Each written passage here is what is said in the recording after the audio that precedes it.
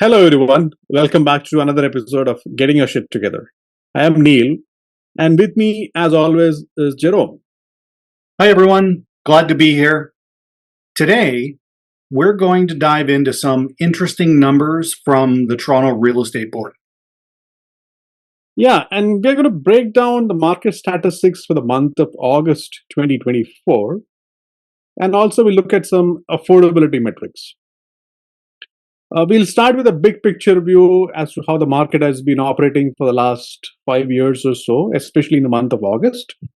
And then zoom in and see as to what is happening in the last couple of months, that is from May of 2024. So let's start with an overview of the Greater Toronto Area.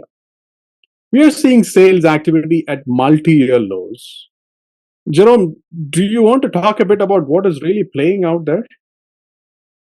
Sure, Neil. It's pretty clear that prices are generally lower than last year across most regions of the GTA, though there's one exception that we'll get into in just a little bit. But what really stands out is that the number of listings is higher to the level of sales, which is putting us towards a buyer's market in most of those areas. Exactly, and that seems to be the theme, right? That we are in a buyer's market. Yeah.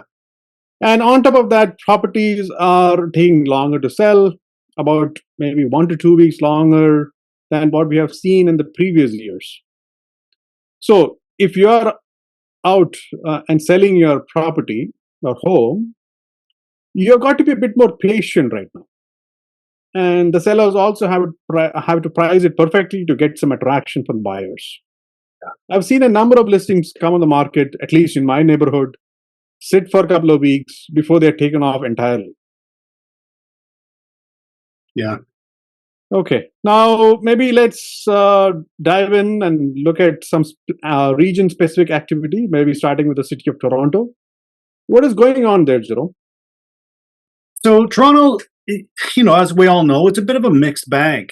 While overall the market looks pretty similar to the rest of the GTA, there's a key difference. If you look at the median prices, they're actually still a little bit higher than they were last year directly in Toronto. And in certain neighborhoods, places like Bayview, Casa Loma, and the beaches, prices have increased in certain property segments. That is interesting. But even with those price increases, homes are taking longer to sell, almost 3 weeks longer in some cases, or most cases. Yeah. And just like the rest of GTA, Toronto is clearly in a buyer's market. Yeah. So let's move on to Peel region. It's a similar story. Prices are below last year levels, and homes are taking about 2 weeks longer to sell in that area. Buyers are definitely in the driver's seat here. Only the condo segment in Brampton actually witnessed some price increases since July. Interesting. Well, York region also follows the same trend. Sales are down while prices are lower than last year. They are still higher compared to previous years or prior to 2023. But with each month, since May of 2024, that is earlier this year, we are seeing drop in sales activity. Though it is still not technically in the buyer's market, we are edging closer to it. Yeah. And let's not forget the months of inventory that are still in York, which have shot up, and properties are taking about a week to 10 days longer to sell over average. Okay, now let's switch and talk about Durham region. Jerome, what's happening there? Durham's an interesting area for sure. Sales are down and prices are a little bit lower than they were in 2021 and 2022. The months of inventory aren't as high, though, as in other regions, which means it's kind of a balanced market. That's the odd one out. Still, it is still taking longer to sell, about 2 weeks more than usual. Yeah. And even though it is more balanced, I think buyers still have more control here as well. Yeah. So last but not least, the West End. So I know we talked about Peel, but now we're going to go into a little bit further west into the Halton region. Mhm. Here, sales are just slightly lower compared to August 22 and 23. But overall, the median prices are still higher than they were in 21 and 22, which is a good sign. Uh, Note that price increase levels have been witnessed since July in Burlington, Halton Hills or Acton, and Milton for both single family homes and attached home segments, so like duplexes and the like.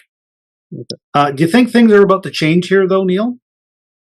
I guess it's too early to tell, as homes are taking about 2 weeks longer to sell and longer than it took to sell in July. Still, with enough sales happening, Halton remains a balanced market for now.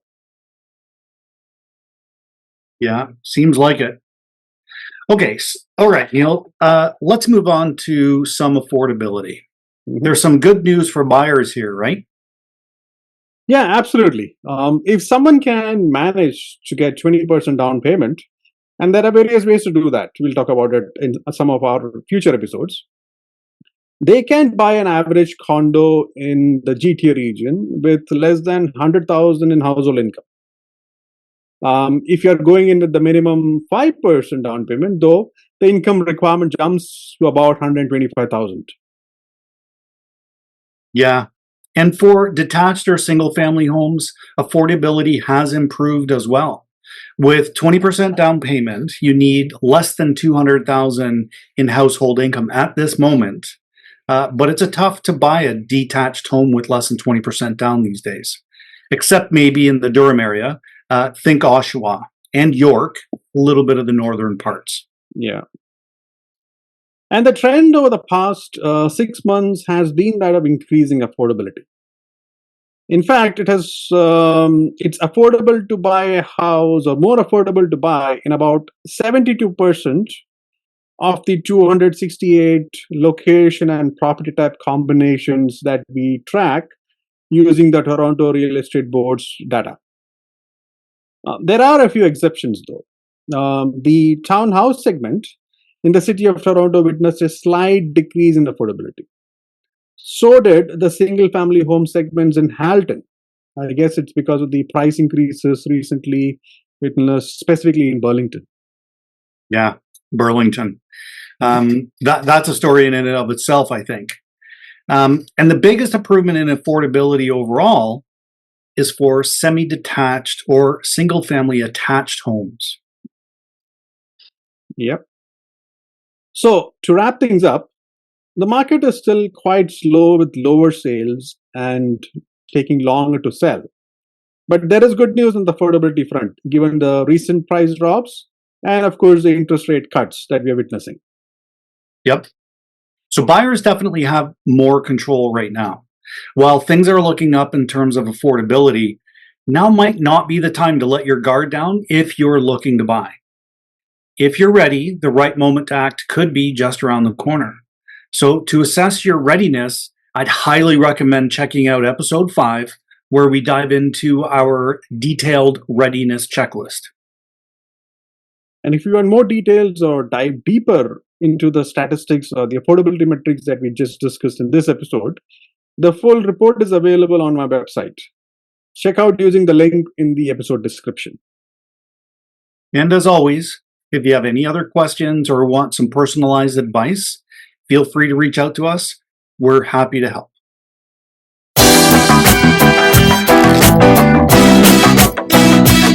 So, Jerome, you might have seen lots of new announcements about new construction properties, the federal government pouring lots of money into it, new announcements about mortgage eligibility for buying or people buying new homes, especially new construction, the increased amortization on insurance mortgages, etc., etc. So, I think it's a good opportunity for us to maybe discuss about what might be on the minds of some buyers, at least, as to whether they should consider new construction or a resale property for their next purchase.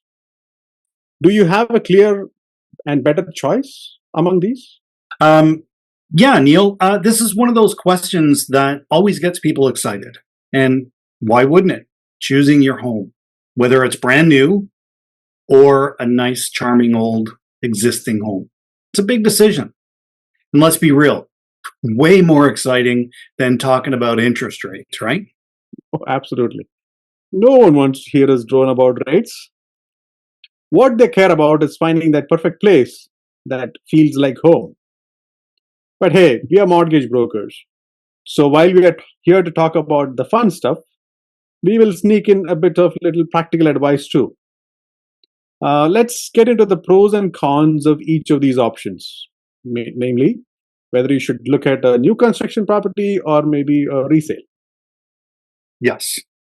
So let's start with new construction homes, for example. The big advantage here, it's brand new. Mhm. No one's lived in it before.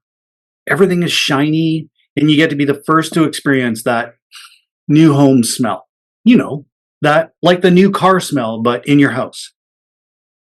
Yeah, nothing like stepping into a brand new house, fresh paint, untouched floors, plus the big bonus with a new construction is customization. You get to pick your finishes, your flooring, your kitchen counters. Basically, you get to make it your own from the ground up, well, within certain limits. Totally. And don't forget about some of those other little features like energy efficiency. New homes are built with a lot of the latest tech, so they tend to be more energy efficient than older homes. Mhm. Your heating and cooling bills will thank you later, I'm sure. Plus, you often will get warranty with some of the items that are in your house. So if something breaks in first few years, you're usually covered. And that's a huge perk. Um, and there's something new that we should mention for first time home buyers, the recent policy changes that allows you to qualify for a new build purchase using a 30-year amortization instead of the usual or the earlier 25-year amortization. And this Yes, is possible even with a less than 20% down payment. exactly. And so the other news rolling out is that starting December 15th of this year, you'll be able to purchase not just a new construction home, but any home with a 30-year amortization if you are deemed a first time home buyer. So that could be a game changer for a lot of people out there. Usually, when you have less than 20% down, you'd be stuck with just a simple 25-year amortization. But with the new policies, you can now stretch it out to 30 years. It also means lower monthly payments, which can really help people afford more of a home than they might have been able to otherwise. It does give buyers a little more breathing room, especially when everything seems to be getting more expensive. It's one more reason why new construction can be appealing to first time home buyers who are trying to keep their payments manageable. Yep. But of course, like with everything or anything, there are trade offs. That longer amortization means you'll likely end up paying more interest over the life of the mortgage. So that's something to keep in mind. But for some people, getting into a home sooner with more affordable payments is worth that extra cost initially or even in the long run. And it's all about balancing your short term needs with your long term financial goals. And hey, when you're buying a new build, those extra savings on monthly payments can give you a little more room to breathe as you settle into homeownership. Right. And as always, it's important to weigh the pros and cons. New builds give you flexibility with that amortization as well as the new rules, but resale homes come with their own perks as well. Sure, let's dig into it. Homes with a bit of history. Mhm. What do you love about resales, Jerome?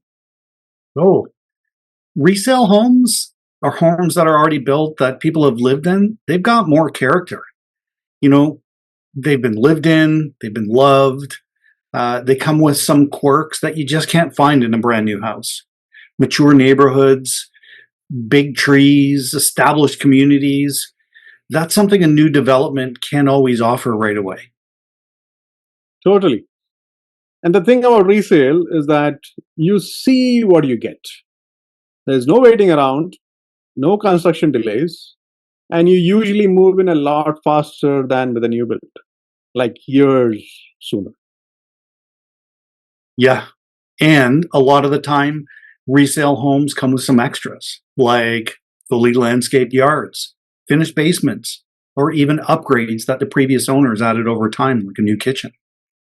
You might score a home that has a great deck, or like that kitchen reno, something that just means that you don't have to end up doing that work yourself.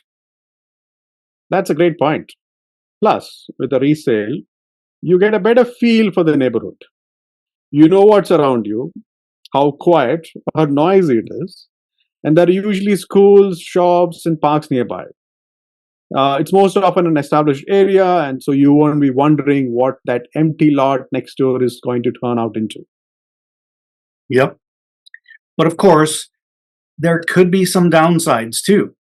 With resale properties or homes, you're likely dealing with some older systems like plumbing, electrical, possibly the roof. These could be nearing the end of their lifespan. So, while you might love that vintage charm, you could be facing some repairs maybe a little bit sooner than you'd like. Exactly, and that can add up. Home inspections are a key when buying resale. You want to make sure you know what you're getting into. And let's not forget, older homes might not have all the modern convenience of a new build. Think smaller closets, fewer bathrooms, or maybe just outdated layouts that aren't as open and bright. Yeah. Some sale homes can have higher maintenance costs over time. And unlike new builds, there's no more warranty. Mhm. So when something breaks, it's all on you. Yeah. So, new construction or resale, both have their perks and both have their challenges. But honestly, it all comes down to what suits your lifestyle. Do you want a fresh, customizable home with the latest tech? Or do you love the charm and history of a well loved home in a mature neighborhood? Exactly. And no matter what you choose, the most important thing is finding a home that fits your needs. That's what makes the home buying journey so exciting. We're here to make sure that the mortgage process doesn't get in the way of that excitement. And that's the key. Let's keep the fun in the house hunting and leave the mortgage worries to us. If you're stuck deciding between new construction and resale, just remember there is no wrong answer, only what's right for you. Thanks for joining us on Getting Your Shit Together today. Whether you're dreaming of a shiny new countertop or cozy established community, we hope this helps you weigh your options. And as always, if you got questions, Neil and I are here to help. And hey, until next time, take care and happy house hunting.